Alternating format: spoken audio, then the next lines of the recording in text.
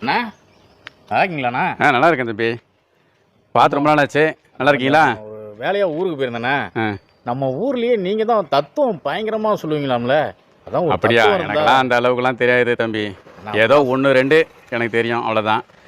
அந்த 1 2வது எனக்கு சொல்லுங்கண்ணா, நான் போய் ஒரு ஆள்கிட்ட சொல்லணும்ண்ணா. அப்படியா?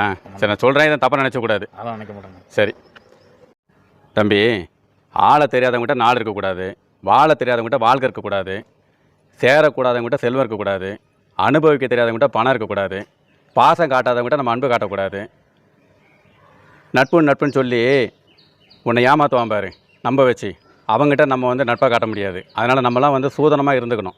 இப்போது நம்மக்கிட்ட பணம் இருக்குன்னு சொல்லி ஒருத்தன் வந்து நம்மளை சுற்றி வருவான், அவங்ககிட்டே நம்ம ஏமாந்துடக்கூடாது.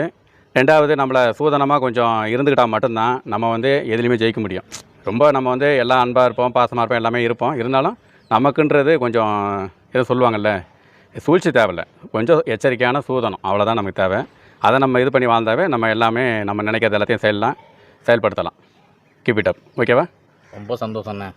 ஊரில் சொல்லிக்கிட்டாங்க நீங்கள் தத்துவம் மேதுன்னு. ஆனால் இப்படி ஒரு தத்துவம் சொல்லுவீங்கன்னு நான் எதிர்பார்க்கவே இல்லை. உங்கள் தத்துவத்தை நான் கொஞ்சம் கடனாக வாங்கி ஒரு 4 பேர்த்திட்ட சொல்லிட்டு வந்துடுறேண்ணே. ரொம்ப நன்றி. சந்தோஷண்ணே. வணக்கம். பாருண்ணே. இப்போ